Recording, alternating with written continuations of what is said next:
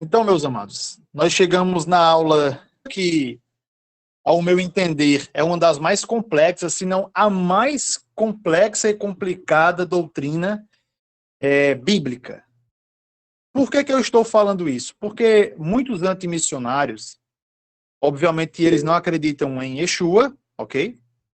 Eles não acreditam em Yeshua, e eles vão falar que só existe um rei, só existe um Deus, e em tese eles estão corretos, né? Só existe um Deus, não existem dois deuses, três deuses. Isso aí seria politeísmo e, consequentemente, idolatria. Ok. Só que aí existem outros grupos, que até grupos messiânicos, grupos cristãos, certas denominações, que, para estas pessoas que acreditam em Yeshua, elas alegam que Yeshua, ele não é Deus. E aí existem várias e várias e várias vertentes. Eu estou aqui apenas resumindo para dar uma introdução à nossa aula, tá bom? Então existem algumas vertentes que alegam que Yeshua ele é um profeta, mas ele não é Deus. Outros dizem que Yeshua tinha divindade, porém não era Deus. Enfim, então existem várias e várias e várias visões. E hoje, com o auxílio da tradição judaica, com o auxílio da Torá, com o auxílio da Peshita e também dos Targumim, textos aramaicos, nós iremos compreender esse assunto e creio eu que poucas dúvidas irão restar, né? Obviamente nós somos humanos, nós temos uma mentalidade limitada, mas creio eu que as dúvidas mais pertinentes a esse assunto elas serão sanadas, tá bom? Então, primeiramente, meus amados, eu queria fazer aqui uma abordagem dos tópicos, né, que nós iremos estudar, que nós vamos falar um pouquinho sobre um dos 13 princípios da fé judaica. Ah, Pedro, o que é isso? Vou explicar. Vamos falar sobre as manifestações do Eterno no Tanar e também com o auxílio da tradição judaica. E vamos citar também a Peshita e os textos aramaicos. Então, algumas obras que eu irei citar aqui, elas foram extraídas do livro Judaísmo Nazareno, do Tzadok Ben Derer, e outras obras foram no decorrer de estudos que eu sempre fui estudando, compilando sobre esse material, tá bom? Então, vejam bem. Maimônides, que é considerado por muitos um dos maiores eruditos judeus de todos os tempos, ele era médico, ele era filósofo, então ele era uma pessoa de grande erudição. Ele criou, vamos dizer assim, com base bíblica e também colocando um pouco de filosofia judaica, ele criou 13 princípios que ficaram conhecidos como os 13 princípios da fé judaica, ok? Nesses 13 princípios, um destes princípios, que é o terceiro princípio, Maimônides, ele disse o seguinte: confio plenamente que o Criador é incorpóreo e que está isento de qualquer propriedade antropomórfica. Traduzindo aqui para o português, né? Maimônides, ele está dizendo que Deus, ele está isento de qualquer manifestação em forma humana. Deus, ele é espírito, então ele não se materializa, ele não se manifesta em forma humana. Só para vocês terem uma ideia, isso aqui eu não estou cometendo Lashon Hará nem nada, mas recentemente, eu acho que mês passado, eu vi uma publicação nas redes sociais que tem tudo a ver com essa citação do Maimônides, de um camarada que ele colocou o seguinte, palavras dele, ok? Abre aspas. Deus não pode se manifestar em carne. Ele quis dizer praticamente isso, ó. Então Deus, se ele quiser se manifestar, ele não pode, porque Deus ele é espírito e ele não está ligado a um corpo finito. Tudo bem, segundo essa visão. Agora, o grande problema é que quando as pessoas elas usam esse argumento, elas caem em uma questão muito interessante, porque o Eterno ele é o quê? Onipotente. Então, tudo que o Eterno quiser, ele pode e ele faz. Primeiro ponto. Mas para não ficar apenas nos meus argumentos aqui que eu estou falando para vocês, nada melhor do que irmos para a Torá do Eterno, para nós compreendermos o que a Torá nos ensina.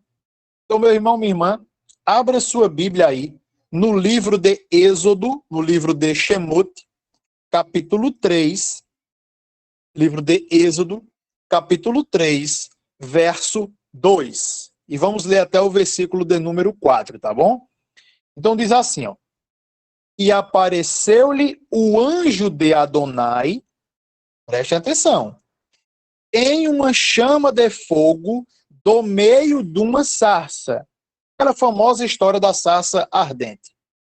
E eis que a sarça ardia no fogo e a sarça não se consumia. E Moisés disse, agora me virarei para lá e verei esta grande visão, porque a sarça não se queima. Agora preste atenção que é interessante. E vendo Adonai, que se virava para ver, bradou o Eterno a ele do meio da sarça e disse, Moshe, Moshe, né? No caso Moisés, Moisés. E ele respondeu, eis-me aqui. Uma coisa que eu não sei se vocês repararam, pela própria construção do texto, é porque no início do verso 2 é dito que o anjo de Adonai apareceu de dentro da sarça. Só que mais para frente é dito que o Eterno que falou com Moisés. E aí fica a pergunta. Afinal, quem falou com Moisés? Foi o Eterno ou foi este anjo? O texto ele deixa a desejar na explicação, porque essa explicação ela está ambígua, ou seja, tem duas interpretações, né? No versículo 2 é dito o quê? Que o anjo de Adonai falou com Moisés. E mais para frente, no verso 3, verso 4, é dito que o próprio Adonai falou com Moisés. Mas daqui a pouco iremos responder essa dúvida, mas só para deixar claro para vocês que o Eterno se manifestou como um homem. Pedro, mas isso pode? É o que a Torá está falando. Em hebraico, estou aqui com o texto em hebraico, no verso 2 diz assim, ó. Primeiro é sobre o anjo, ok? Vairá malar Adonai. E no verso 4 fala, Vairá Adonai. Vairá, inclusive, é o nome de uma das porções da Torá, né? E apareceu. Vairá significa e apareceu. E apareceu o Eterno falou com Moisés. Entenderam? Mas ainda fica a pergunta, Pedro, e eu não consegui compreender, como assim um anjo falou com Moisés e depois é o Eterno? Daqui a pouco iremos falar sobre isso. Outro texto para comprovar e não ficar nas minhas palavras, e isso tudo aqui, meus amados, é apenas uma introdução para nós chegarmos e respondermos todas essas indagações e entendermos, afinal, sobre essa questão do Eterno, se ele pode se manifestar, não pode, se Yeshua tem divindade, como é que funciona isso? Né? Então vamos entender tudo hoje. Então peço que você fique até o final para você compreender. Ainda que você não concorde com o que será aqui exposto, que você permaneça até o final, ore ao Eterno e peça discernimento para compreender tudo o que será aqui estudado. Então, outro texto que comprova que o Eterno ele pode sim se manifestar em carne, ou seja, a Torá está mostrando que o Eterno pode e consegue sim fazer isso, né? Ele é onipotente. Em Gênesis, capítulo 18, verso 1, você pode anotar aí para depois você estar lendo, ou pode abrir sua Bíblia. Gênesis, capítulo 18, verso 1, diz assim, ó. Depois apareceu-lhe Adonai nos carvalhais de Manre, estando ele assentado à porta da tenda no calor do dia. Engraçado que existem algumas bíblias que dão a entender que, na verdade, quem apareceu foram esses três anjos. Então, eram três anjos, ok? E aí, muitas pessoas acreditam que eram três anjos, mas, na verdade, o texto ele está mostrando claramente que desses três anjos, entre aspas, que eram três seres, né? Três homens, entre aspas, que apareceram ali. A Bíblia não especifica com tanta clareza, pelo menos nesse contexto em si, mas o que a Bíblia especifica em hebraico, eu até li uma tradução aqui literal para vocês, mas em hebraico é dito assim, ó, Vairá Elai Adonai, ou seja, e apareceu-lhe Adonai. Então, quem apareceu para Abraão? 2 daqueles indivíduos eram anjos e um era o Eterno. Então, outro texto que está mostrando totalmente a divisão interpretativa da Torá e a interpretação de Maimônides. Até certo ponto, Maimônides ele está certo em que sentido? Que o eterno ele não está ligado ao finito, ele não está ligado a algo mortal. Nesse ponto, sim. Mas a explicação que ele dá, pelo menos por esse resumo do terceiro princípio da fé judaica, dá a entender que não, que o eterno ele não pode. E aí, partindo desse pressuposto, até eu falei para vocês, esse camarada colocou, olha, o eterno não pode se manifestar, não pode se materializar em carne. Aí eu pergunto, poxa, gente, será que nós podemos colocar o eterno, o criador de todas as coisas, dentro de uma caixinha? Será que nós podemos fazer isso e dizer assim, não, realmente o eterno, ele não pode? O irmão Rafael, ele pergunta qual é o texto. O texto, meu amado, é Gênesis capítulo 18, ok? Gênesis capítulo 18, verso de número 1, tá bom? Inclusive, meus irmãos, até o próprio Midrash, ele vai falar que foi o Eterno que apareceu para Abraão. Olha só o que o Midrash fala sobre esse texto. Deus, o misericordioso, desceu para visitar o patriarca Abraão, enquanto este estava se convalescendo de sua Brit Milá, de sua circuncisão. Então aqui esse Midrash está falando claramente que o Eterno apareceu para Abraão. E aí, só para comprovar isso, citando uma outra obra, o próprio Talmud, né, que é um livro, digamos assim, o principal livro do judaísmo, obviamente depois da Torá, o Talmud, ele fala o seguinte, ó, no Tratado de Sanhedrin 95b. Em vez disso, este é o incidente descrito no versículo. Aqui está falando de uma outra história que vocês vão entender qual é a história.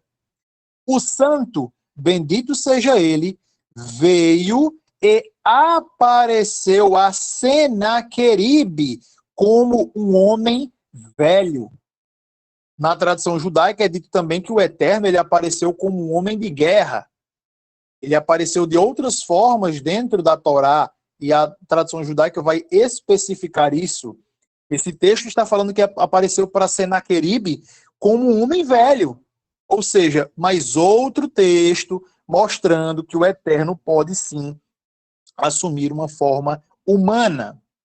E o grande erudito judeu e cabalista Aryeh Kaplan, ele escreveu assim, ó: portanto, o judaísmo rejeita, isso mesmo, o judaísmo antigo rejeita a possibilidade de que Deus jamais poderia ter assumido a forma humana. Então, inclusive, muitos rabinos da época de Maimônides discordaram desse princípio, muitos mesmos. Muitos rabinos discordaram desse princípio aí, apregoado por Ramban, apregoado por Maimônides. Agora vejam só que interessante.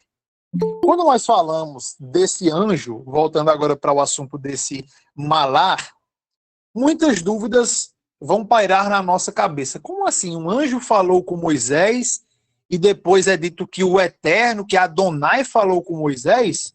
Qual é o segredo? Qual é o mistério? E o mistério é que, de acordo com vasta tradição judaica, vários rabinos e estudiosos do hebraico e etc., eles vão falar que esse anjo ele é chamado de Metatron. Metatron é um nome que significa mais próximo do trono, ou uma tradução alternativa, ao lado do trono. Então, Metatron significa isso. E ao comentar sobre aquele incidente da morte dos primogênitos no livro de Êxodo, o comentarista Narmânides, ele diz assim: e executarei juízos contra todos os deuses do Egito, e não por meio de um mensageiro enviado por ele, bendito seja ele, por tudo o que se deve fazer sobre a terra. Este quem? Esse indivíduo é o grande anjo, e por causa dele é chamado de Metatron. O significado da palavra é o guia do caminho. Agora prestem atenção no que eu vou ler aqui. Assim, os rabinos disseram: o santo, bendito seja ele, era o Metatron para Moisés.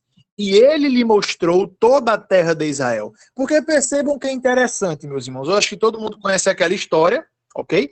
Aquela história em que o Eterno vai matar os primogênitos. E dentro da Torá é dito o quê? Que o anjo destruidor, na verdade, o anjo destruidor iria matar os primogênitos. O anjo destruidor.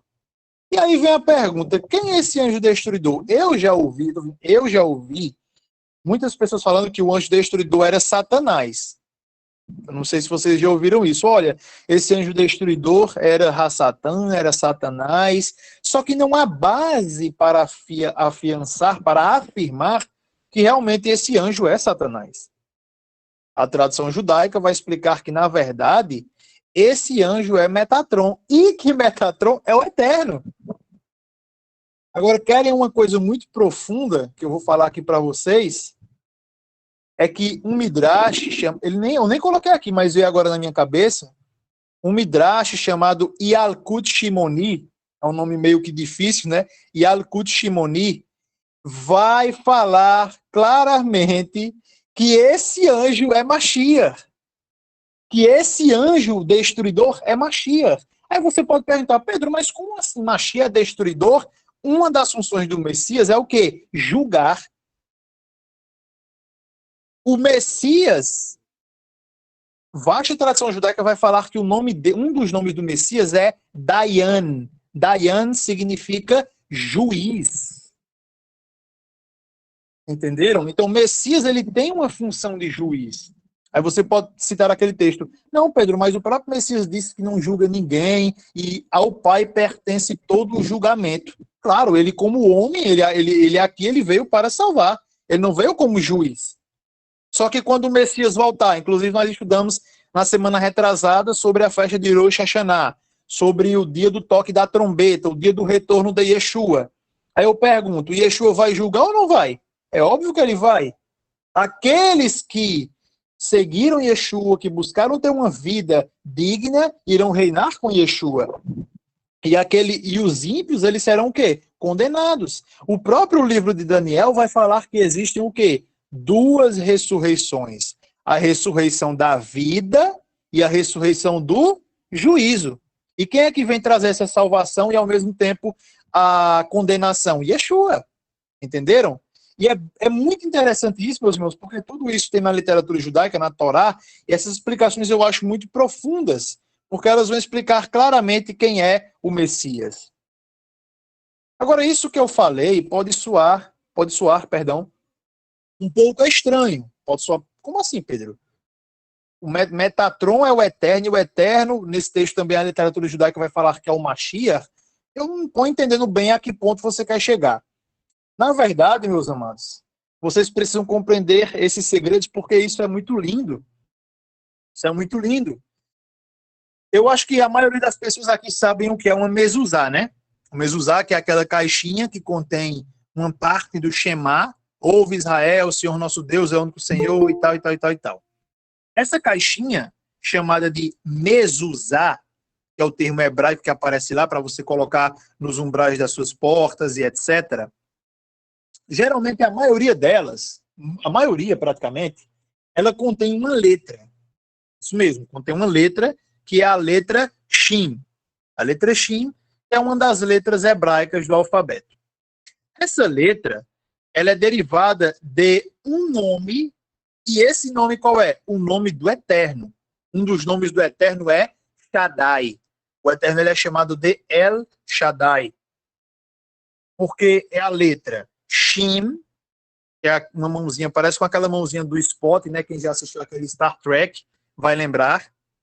Nós temos a letra Dalet e nós temos a letra Yud. Essas três consoantes formam o nome Shaddai. Na gemátria, para quem não sabe, eu vou explicar, a gemátria, ou como alguns chamam também gematria, é uma forma de numerologia bíblica ou judaica, onde você pega palavras em hebraico e você vai decifrando códigos, você vai decifrando segredos. Por exemplo, Shaddai equivale a 314. Shaddai, repetindo, equivale a 314. Mas você vai perguntar, certo, Pedro? E o que é que tem de tão misterioso e profundo nisso? Tem tudo, meus irmãos, porque eu vou ler agora esse mistério para vocês. Em uma obra judaica, tá aqui um nome bem complexo e bem extenso, né? Mas esse PDF aqui depois eu vou disponibilizar. Diz assim, ó. Entre os sábios, esse mensageiro é conhecido como Metatron. Olha só agora, pasmem. Sua gemátria é o mesmo que o nome divino Shaddai, ou seja, o mesmo nome do Eterno. Com relação a Metatron, as escrituras afirmam: eis que enviei um anjo antes de você, porque meu nome está nele. Os sábios chamaram esse mensageiro, sabe de quê, meus irmãos? Isso que eu vou ler agora, vocês vão ficar de boca aberta. O pequeno Shaddai. Chamaram esse indivíduo, Metatron, de um pequeno Shaddai, um pequeno Adonai. Metatron e Shaddai, ambos têm um valor numérico de 314. Metatron, então, é considerado como uma essência em miniatura de Deus. Portanto, as Escrituras declaram: eu passarei pela terra do Egito, eu, o Eterno falando, e não um anjo. Então, quem passou ali, o que é que essa literatura judaica está falando? É que quem passou ali, quem era esse anjo destruidor, não era um anjo. Ok? Não era um anjo. Mesmo que as pessoas usem essa nomenclatura, o anjo destruidor não era um anjo, era o próprio Eterno, que recebe esse nome de Metatron, e que também algumas obras judaicas vão falar que era Mashiach. Mas como assim? Era o Eterno ou era o Messias? Agora, Pedro, eu buguei, agora eu não consegui compreender. Entenderam? Parece um paradoxo, mas não é um paradoxo, meus irmãos. O próprio rabino messiânico, que no caso ele era ortodoxo e passou a acreditar em Yeshua, Sivi Nassi, ele escreveu o seguinte, que nesse anjo Metatron habita, sabe o quê? Toda a plenitude da divindade.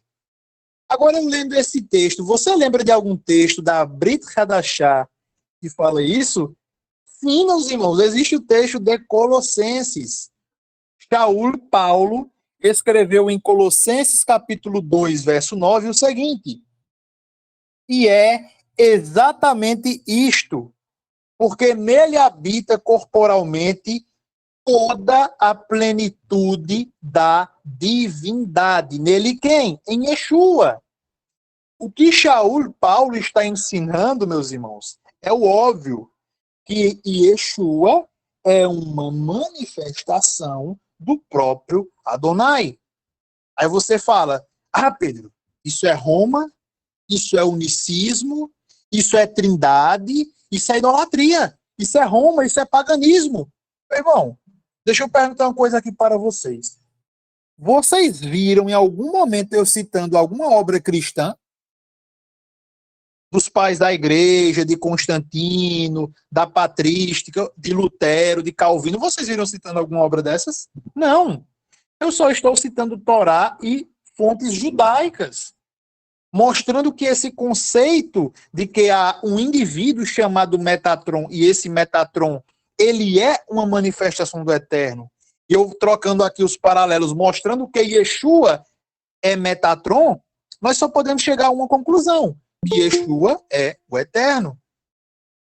E aí, no decorrer do estudo, nós vamos explicar melhor todas essas questões, tá bom? Agora, avançando um pouquinho, existe algum texto na Torá falando que Yeshua, ou que o Mashiach, ou algo desta natureza, é o Eterno? Porque eu posso citar a tradição judaica, mas você pode falar assim, não, Pedro, eu quero na Torá. Eu quero saber na Bíblia, os profetas, eles falaram alguma coisa sobre isso? E a resposta é sim. Sim. Abra aí tua Bíblia, meu irmão, em Jeremias, o profeta Irmiarro. Jeremias, capítulo 23, verso 5 e verso 6. Eu vou ler aqui em português e vocês não vão ver nada demais. Mas quando eu ler aqui em hebraico, aí vocês vão ver o fogo e vocês vão ver o mistério. Diz assim, ó. Eis que dias vêm, diz Adonai, em que levantarei a Davi um renovo justo. Que é aquela expressão, né, netzer, um renovo, um rebento. E ele reinará como rei e tratará com sabedoria, inclusive a tradução judaica vai falar que esse indivíduo aqui é Mashiach, e executará o quê? Justiça e retidão na terra. Em seus dias, Judá será salvo, e Israel habitará em segurança. Agora, olhem só que mistério. E este é o nome pelo qual será chamado. Qual é o nome do Messias? Adonai é nossa justiça. Aí você pode falar assim, certo, Pedro, mas o que é que tem de mistério nisso? Jimmy aí já esbugalhou os olhos. O que é que tem de mistério nisso? Em hebraico, meus amados, tem tudo. Tem tudo de mistério. Porque em hebraico aparece o seguinte, Adonai Sidikeinu. O nome do Mashiach é Adonai, é o tetragrama sagrado Yud He Vav He. Ah, Pedro, aí você está forçando a barra, está aqui na Torá, no caso dos profetas. Nos Neviim, nos profetas. Jeremias, capítulo 23, verso 6. No finalzinho fala, ó, o nome do Messias, qual é o nome do Messias? Adonai Tzidikeinu. Né, o tetragrama, eu estou aqui lendo como Adonai, mas pode ser Hashem, como você queira. Adonai Tzidikeinu. Adonai é nossa justiça. O Midrash, ele vai falar o seguinte sobre esse texto. Tudo está nesse PDF, depois eu vou mandar para vocês. Qual é o nome do rei Mashiach? Olha só, o Midrash vai falando o seguinte, que esse texto aqui é sobre rei Mashiach. O rabino Abba Ben Kahana disse, meus irmãos, eu até me arrepio, que isso é lindo, seu nome é Adonai, uma obra judaica. Então, quando um antimissionário chegar para você falando esse negócio de um Messias divino é Roma, meu irmão, mostra esse Midrash a ele. Esse Midrash está falando qual é o nome do rei Mashiach. O rabino fulano de tal vai falar que o nome dele é Adonai. Está chamando o Mashiach de Yud He Vav He. E aí prossegue. Como está declarado. E este é o nome pelo qual será chamado. Adonai é nossa justiça. O rabino Levi disse, é bom para uma província quando seu nome é idêntico ao de seu rei. E o nome de seu rei é idêntico ao de seu Deus. Então percebam como isso é interessante, está mostrando que Mashiach é o próprio Eterno. E aí, avançando um pouquinho, para chegarmos agora no aramaico, né, na Peshita e tal, em aramaico existe um grande segredo que é no próprio tetragrama, do Eterno. Porque, só para explicar e vocês compreenderem, em hebraico, nós lemos Yud He Vav He, que são as 4 consoantes, ok? Em aramaico, quando você se refere a Hashem, quando você se refere ao Eterno, você, em aramaico, não chama Yud He Vav He, ok? Você chama de Maria, ok? É um termo aramaico que se refere ao Eterno. E aí eu quero fazer um parênteses muito importante com vocês. Eu já vi vários irmãos várias irmãs na internet dizendo assim: esse negócio de dizer que Maria é o eterno. Agora não confunda, não é Maria, não, ok? É Maria, é um nome aramaico. As pessoas falam: esse negócio de Maria ou Maria, as pessoas falarem que é uma referência ao eterno é mentira. Isso é heresia do Sadoc, dos discípulos dele. Isso é tudo Roma, isso é unicismo, isso é paganismo. Tudo bem. Agora deixa eu fazer uma pergunta sincera para vocês.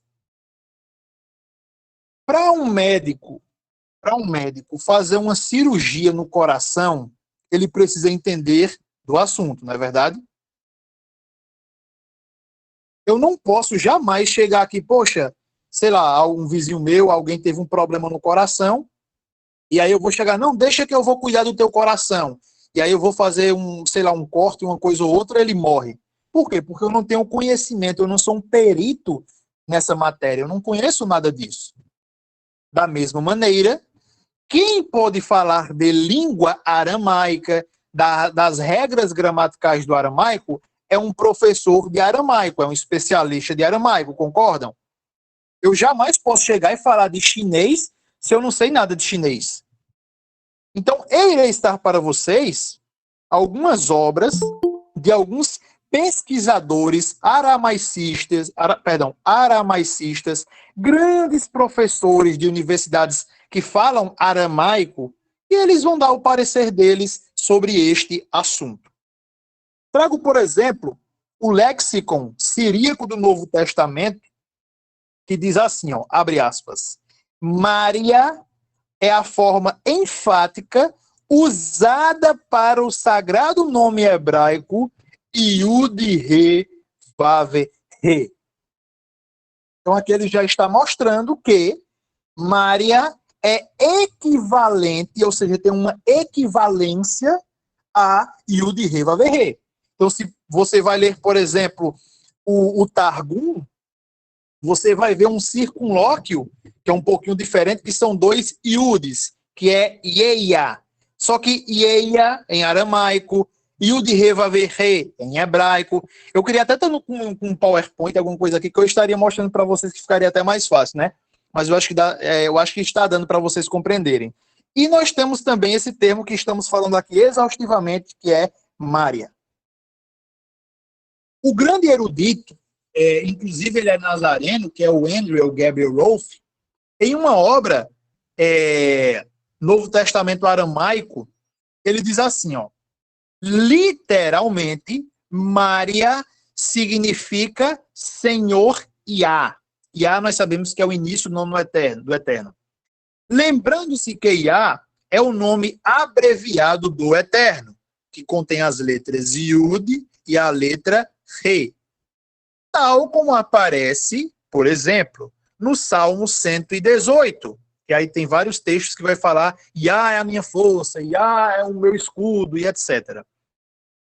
Daí, Maria tem o sentido de Senhor Yud-He Vav-He. Citando outra obra, só para completar e fundamentar isso que eu estou falando, vou citar, por exemplo, uma obra chamada A Ordem do Culto Sagrado, uma coisa assim, que diz assim, ó, está em inglês aqui. Até hoje, na liturgia da Igreja do Oriente, grupo religioso que preservou pelos últimos 2000 anos o Novo Testamento em aramaico, que é a Peshita, as orações são dirigidas a Maria, ou seja, são dirigidas ao Eterno. E o Eterno é Maria. Entenderam, né? Recapitulando. O nome do Eterno em hebraico é como? Yud-He Vav-He. Ok? Tudo certo. Em aramaico, como existe uma diferenciação, como é uma língua prima do hebraico, mas existem algumas diferenças, não se lê Yud-He Vav-He. Geralmente se lê Maria ou, como aparece nos Targumim, que são os textos aramaicos do Tanar, aparece o termo Yeia, ok? São dois Yuds. E o que eu estou querendo mostrar para vocês, meus amados? É que quando nós vamos para a Peshitta, quando nós vamos para os textos originais da Brit Hadashah, Yeshua é chamado de quê? De Maria. Ou seja, Yeshua é chamado de Adonai, ele é chamado de Eterno. Ele é chamado de Maria. Pedro, tem como você provar isso? Claro que tem. Estou aqui com vários textos da Peshitta. Por exemplo, em Lucas capítulo 2, verso 11. Lucas capítulo 2, verso 11. Diz assim, uma tradução direta do aramaico. Porque hoje nasceu para todos vocês o Salvador, que é Yahweh, ou Yahvé, como alguns chamam, o Yud-Heh-Vav-Heh, o Adonai, etc. O Messias da cidade de Davi. Mas aparentemente não dá para entender direito se é, se não é. Só que quando nós vamos para o aramaico, aparece aqui o termo, Maria Meshicha. Meshicha é o termo aramaico para Mashiach. Mashiach em hebraico, ok? Que é Messias, e Meshicha em aramaico. Estou com um texto aqui aramaico, estou traduzindo para vocês. Existem vários outros textos, meus amados, provando, tanto na Peshitta, provando também, até mesmo em português, que Yeshua é Adonai, que Yeshua é Yud-Heh-Vav-Heh. Mateus capítulo 22, verso 42. Atos dos Apóstolos, capítulo 2, verso 21. Filipenses, capítulo 2, verso 11. E existem vários outros textos, mas eu estou citando apenas alguns só para elucidar o raciocínio e mostrar que isso não é invenção da Igreja Católica. Agora, se a Igreja Católica veio e começou a deturpar, ensinar um politeísmo, alegando que existem 3 pessoas distintas, meu irmão, aí é problema da Igreja Católica.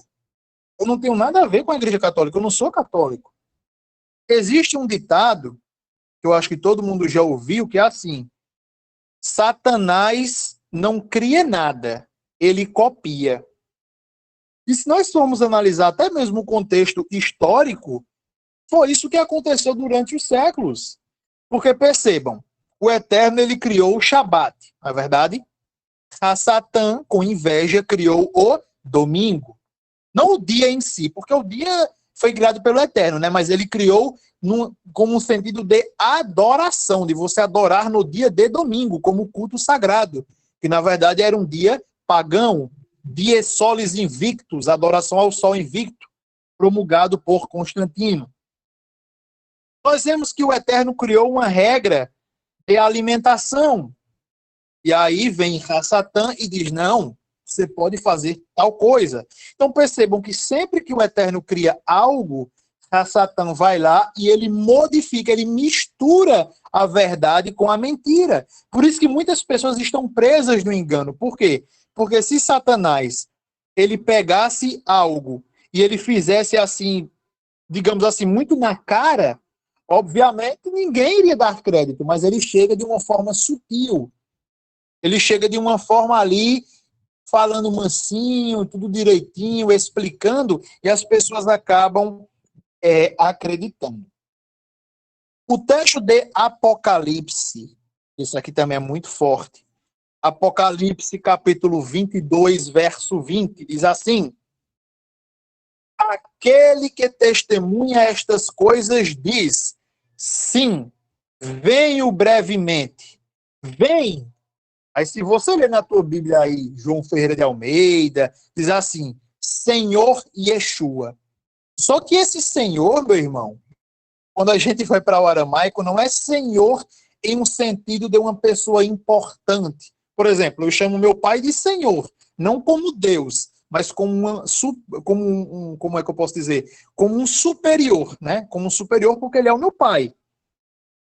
Entenderam? Mas esse texto aqui não é nesse sentido, é no sentido de divindade. Esse texto em aramaico aparece o termo Maria Yeshua. Está chamando Yeshua de Yud He Vav He, ok? Está chamando Yeshua de Yud He Vav He. Na minha opinião, na minha humilde opinião, já estamos até concluindo, falta apenas ler mais alguns textos. O texto mais forte de todos, que eu acho, é o texto de, anota aí, meu irmão, 1 Coríntios, capítulo 12, verso 3. 1 Coríntios, capítulo 12, verso 3, que diz assim, ó. Eu vou ler primeiro aqui em português, depois eu vou ler em aramaico. Portanto, eu explico para vocês que não existe homem que fala, na tua Bíblia vai estar pelo Espírito de Deus, não é isso? E diga, Yeshua é amaldiçoado, em outras traduções, Yeshua é anátema. Agora preste atenção.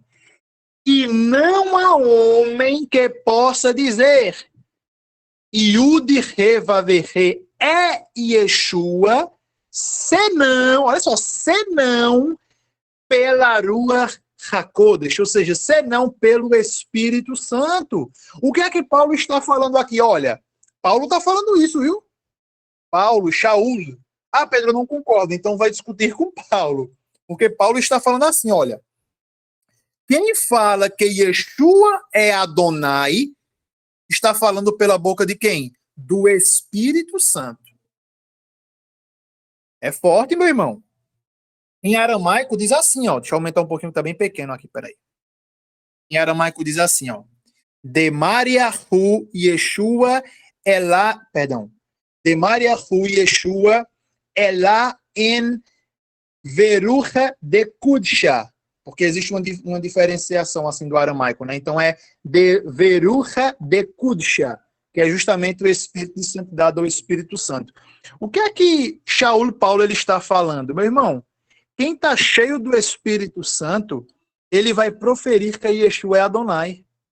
É isso que ele está falando. Você pode ler em sua Bíblia, se alguém puder ler, aí pode ativar o áudio e ler na João Ferreira de Almeida mesmo. Na João Ferreira de Almeida. Eu não quero nem a Bíblia judaica, só para a gente ver como é que está na Bíblia assim que as pessoas sempre utilizam, que é a João Ferreira de Almeida. Se alguém puder ler.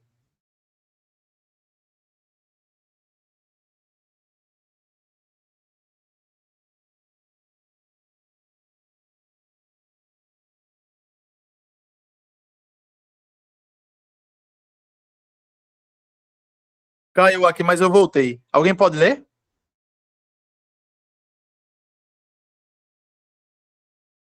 Primeiro Coríntios, capítulo 12, verso 3. A versão Bíblia de Jerusalém. Pode ser, meu irmão.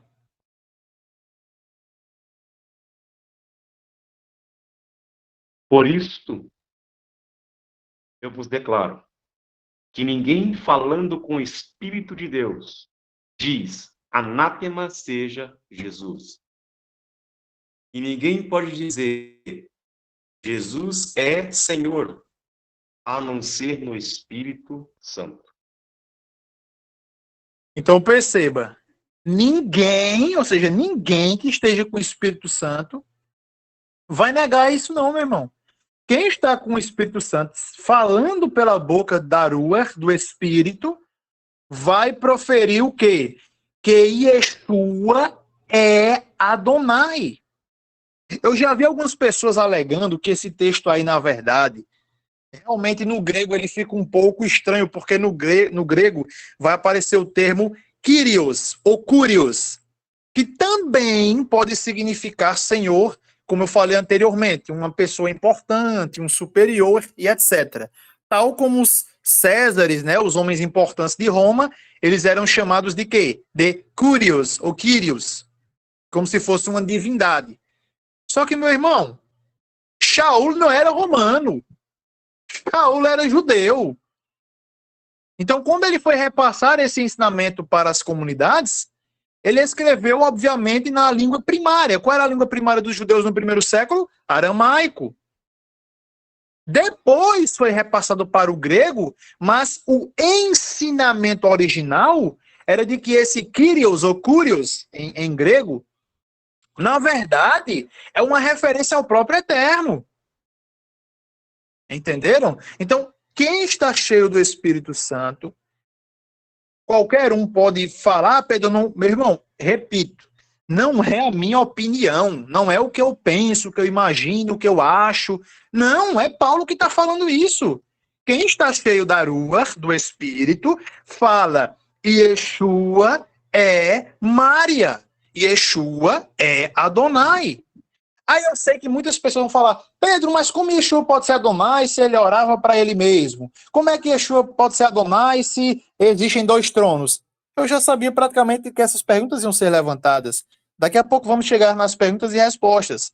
Mas eu estou mostrando aqui esses conceitos profundos para vocês compreenderem a importância dos textos aramaicos. Então, em suma, para nós concluirmos essa parte aqui e irmos para a parte final.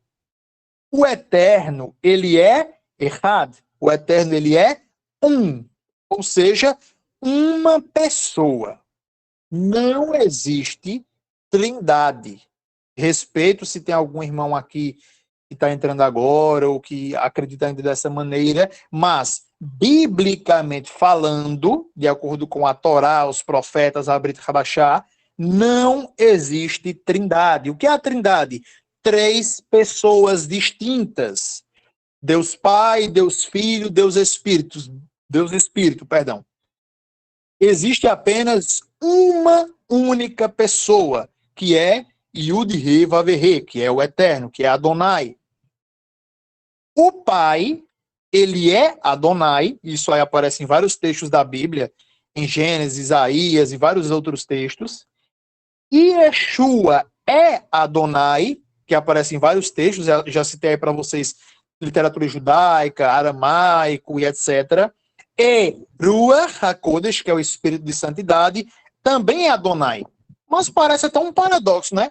Eu acabei de falar que não existe trindade, e ao mesmo tempo eu estou falando que o Eterno é um, mas Yeshua é o Eterno, o Espírito é o Eterno, o Pai é o Eterno. Como assim? Como é que a gente pode conciliar tais argumentos, tal raciocínio? É simples.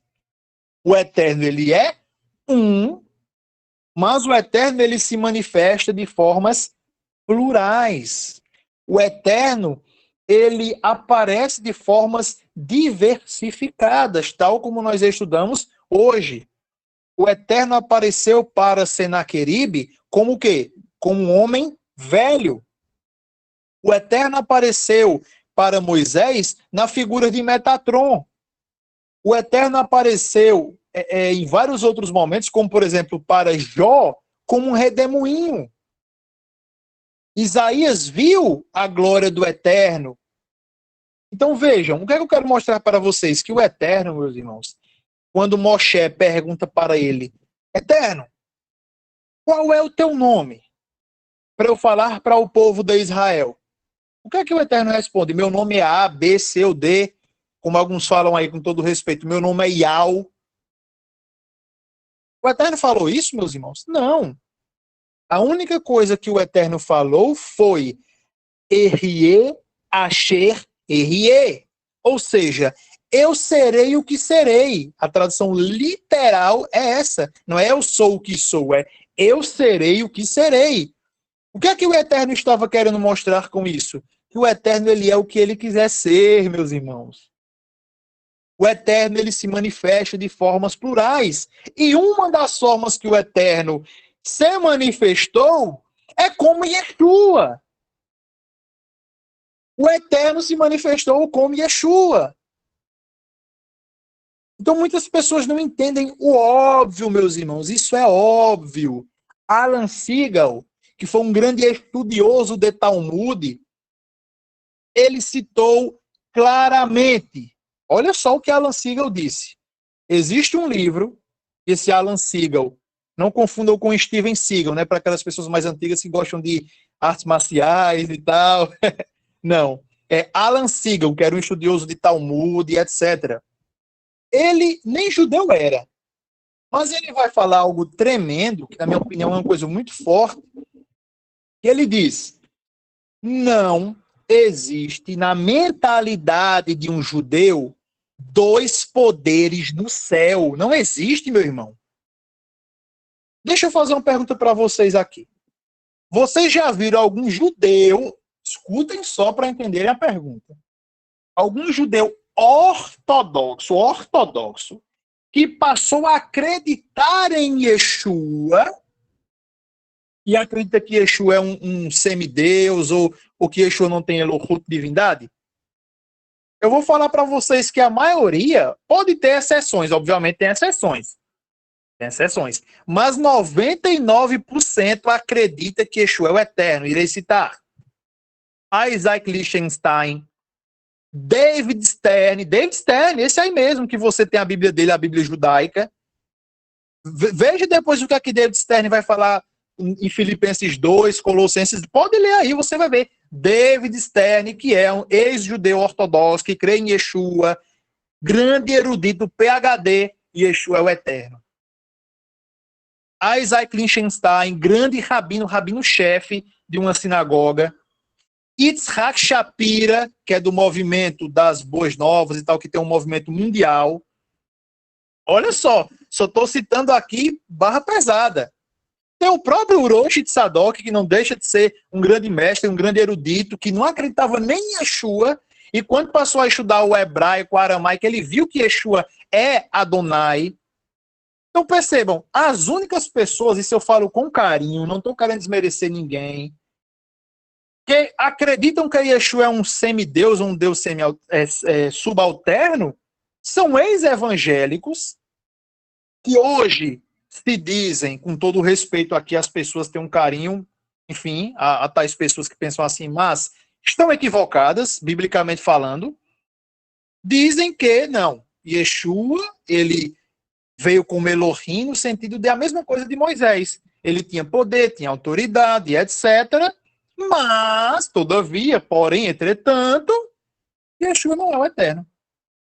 Meu irmão, quem é essa pessoa para falar contra Jeremias capítulo 23? Quem é essa pessoa para falar contra Isaías capítulo 9, versos 5 e 6? Que chama Mashiach de El Gibor. Tá lá no hebraico. Eu estou até falando em hebraico para a pessoa dizer, não, isso é heresia. Em hebraico. Pode pegar qualquer Tanar, tá lá. El Gibor. Vai falar lá. Maravilhoso, conselheiro, príncipe da paz e etc. Opa, e até vou falar aqui um mistério, que até me lembrei falando aqui em príncipe da paz. Lembrei aqui que eu estava até conversando com meu amigo Jimmy hoje. E nós estamos na época de Rosh Hashanah. Existe um Marzor, para quem não sabe, são os livros de oração judaica na época de Rosh Hashanah e Yom Kippur. Eu tenho aqui o Marzor, mas não é essa versão que aparece lá, não. E um Marzor está falando o quê? Aparece lá em hebraico. Metatron ha-sarapanim. Só que vai especificar que esse indivíduo é Yeshua. Eu não sei como, meus irmãos, mas de forma sobrenatural, ou não sei se esse camarada que colocou isso estava em mistério no Marzor, não sei, aparece lá o nome, Jimmy até depois pode enviar para vocês a foto, né? Aparece lá, Yeshua Metatron Ha-Sarapanim, falando que Yeshua é o príncipe das faces de Deus. Sarapanim significa isso, o príncipe das faces. Porque Yeshua, ele revela o eterno.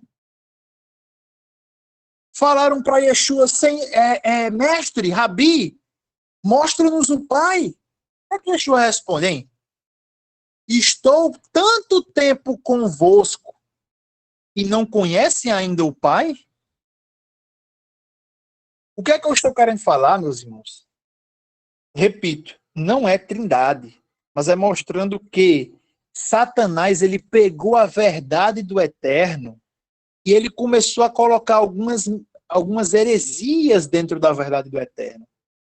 E por isso, muitas pessoas acham que quando a gente começa a falar isso, que Yeshua é o eterno e tal, eles começam a falar, isso é trindade, isso é unicismo, isso é Roma, isso é idolatria. Aí se você perguntar assim, meu amigo, vamos voltar aqui novamente o filme. Você viu as obras que eu citei? Eu só citei obras judaicas. Como é que você insiste dizendo que isso é Roma, meu irmão? Eu citei aqui Torá. Eu citei aqui Brit Hadashah em aramaico. Como é que você fica falando que isso é Roma? Mas, infelizmente, essas pessoas vão continuar com esses seus argumentos.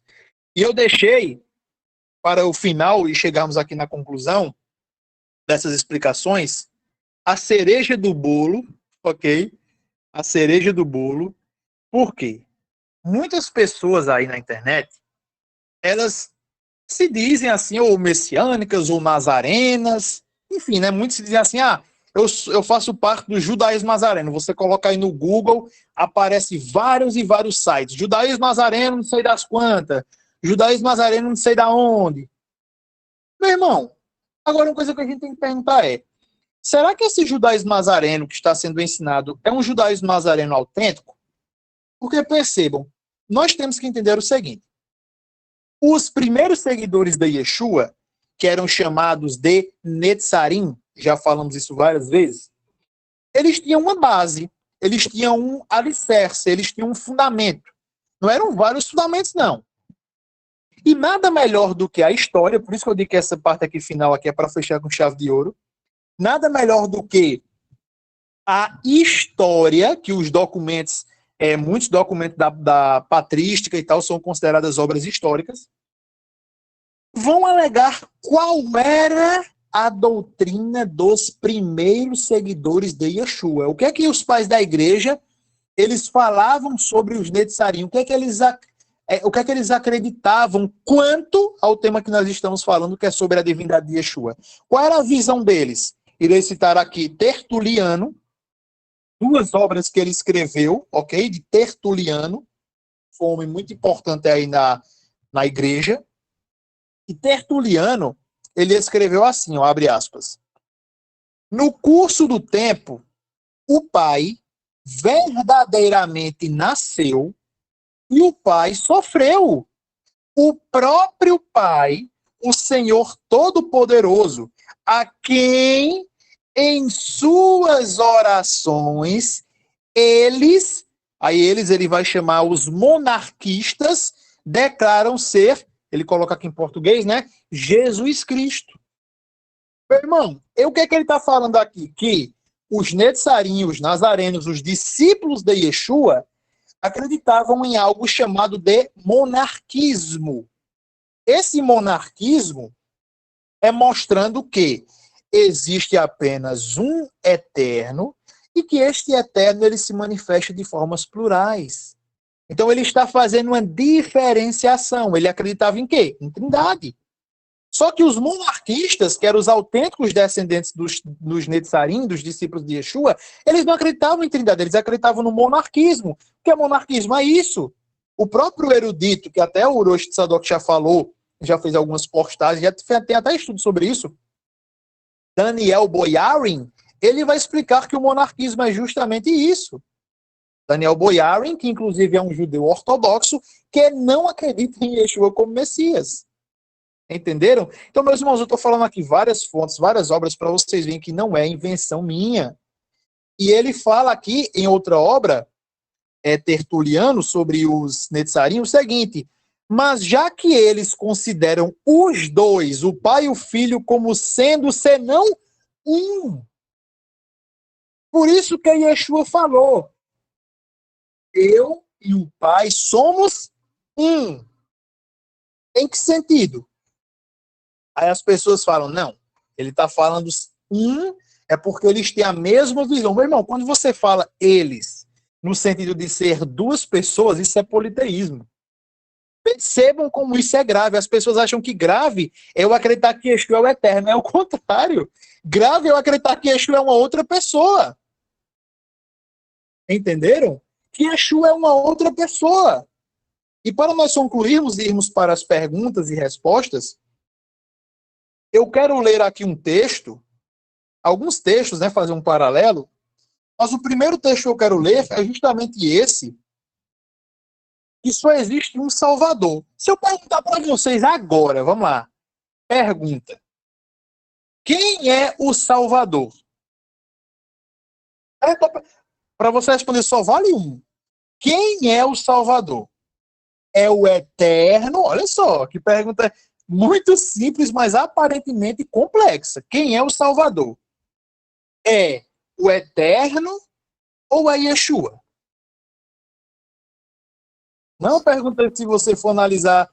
É o que, Jimmy? Tá muito fácil, Pedro. Tá fácil? Tá muito fácil.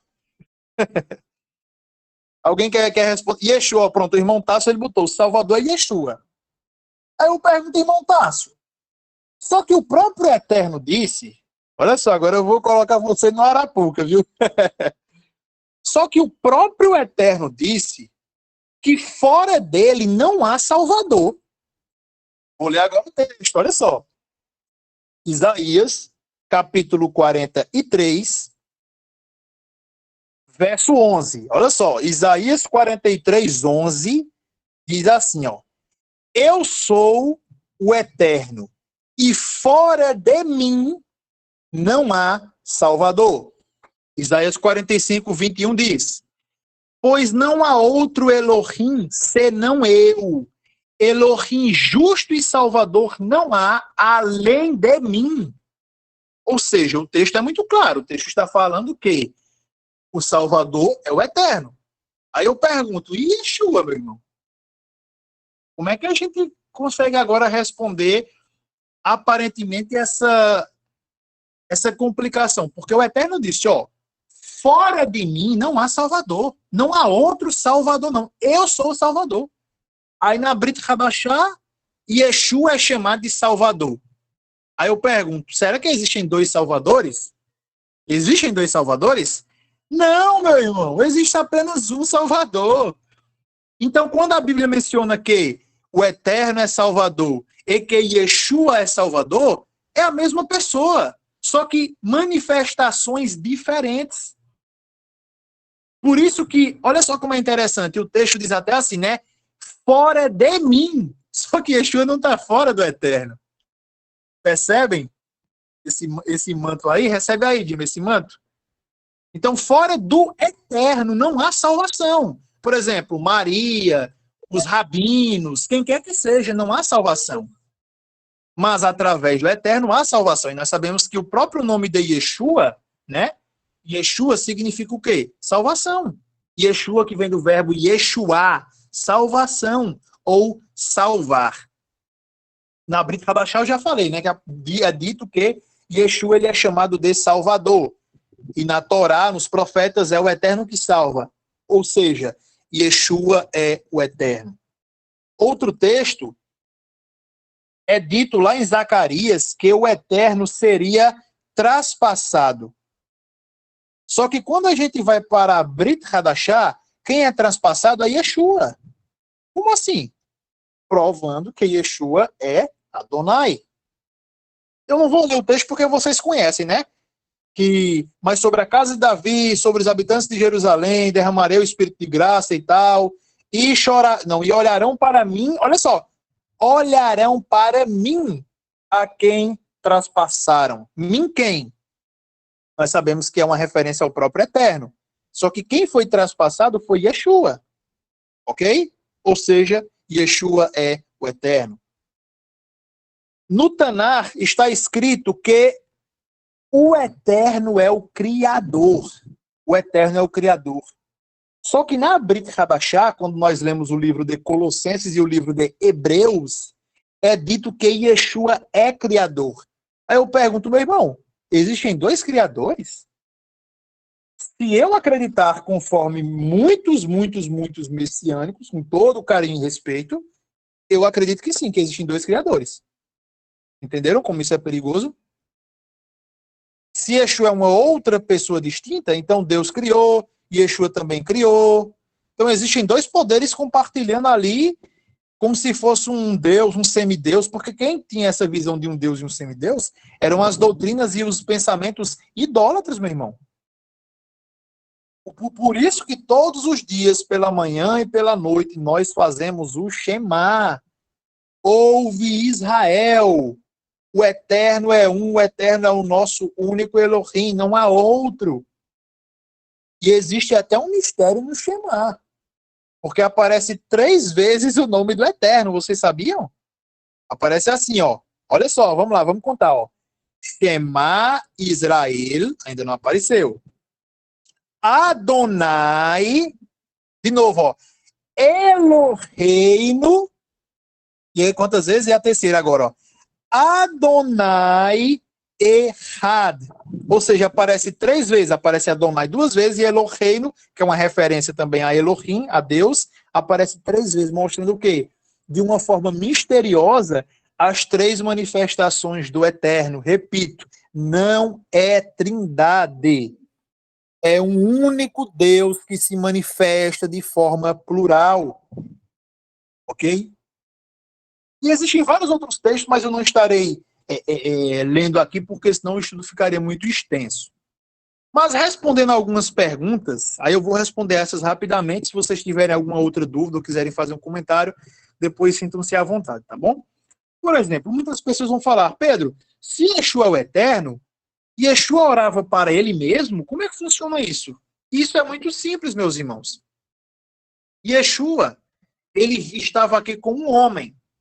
Yeshua, ele sentiu fome, ele sentiu sede, Yeshua sofreu, então ele teve desejos no sentido de desejos fisiológicos como um homem. Yeshua sentia fome, sentia sede, Yeshua sentia dor, ok? Então, quando Yeshua orava, Akenumê, né, que até o Tzadok gosta muito de usar esse termo, Akenumê, a manifestação, a essência,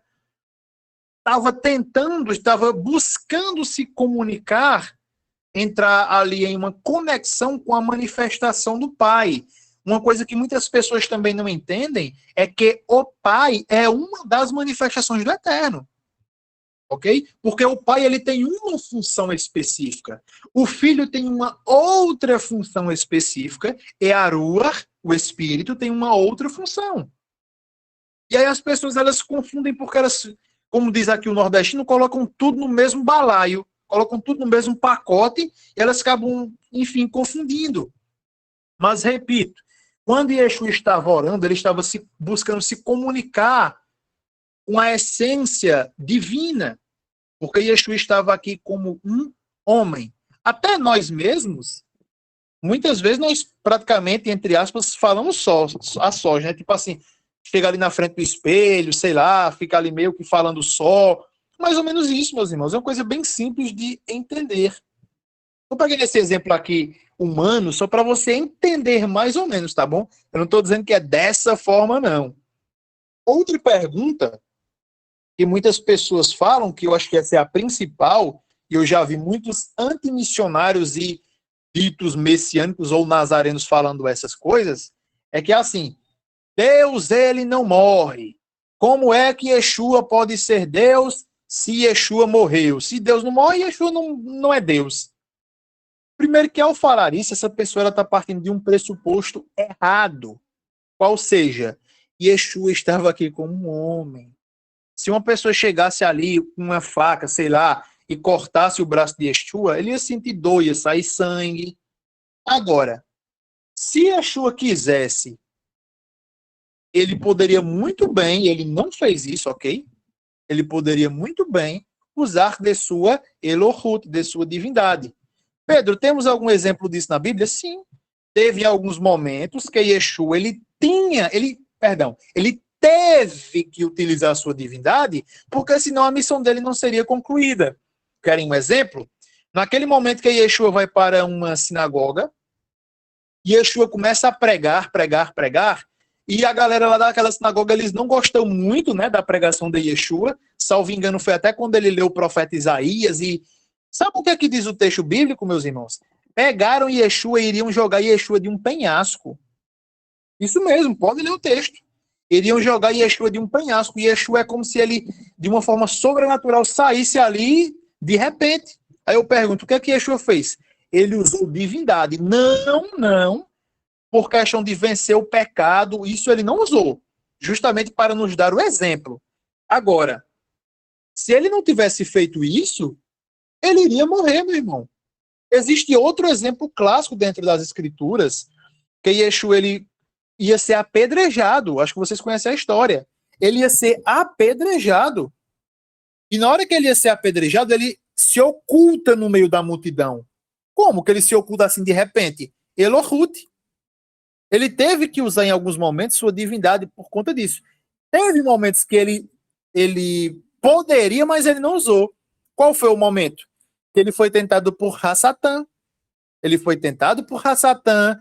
E o que é que Yeshua disse para Hassatã? Se eu quisesse, uma legião de anjos iriam me servir agora. Olha aí. Em outro momento, quando Keifá Pedro corta a orelha do soldado, né? Yeshua também fala isso. Se eu quisesse, legiões iriam me servir agora, iriam lutar por mim.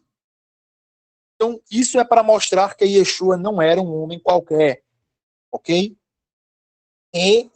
Respondendo de forma objetiva agora essa questão aí da morte de Yeshua, se Yeshua morreu é porque ele não é Deus. Repito, Yeshua estava como um homem.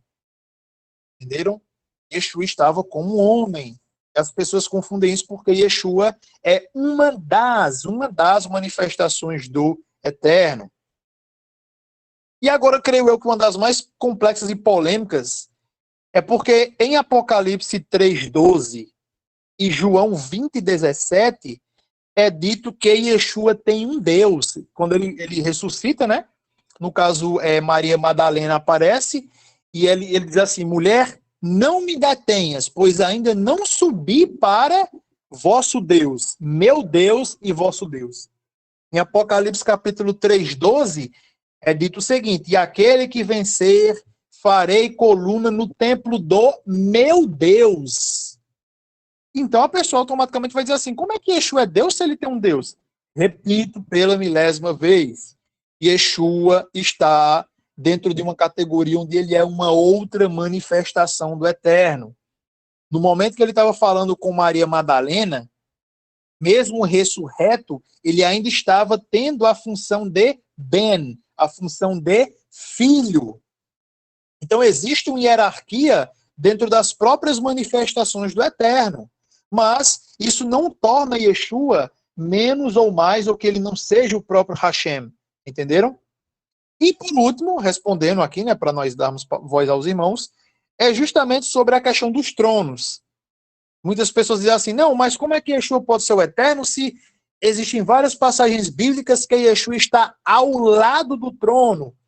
Estevão viu Yeshua ao lado do trono do Eterno. Então, como é que nós podemos explicar isso? É simples. Sempre vai cair na questão. É uma outra manifestação. Ok?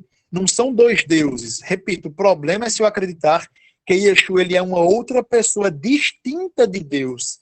Aí sim seria um problema porque iria colocar que existem dois poderes.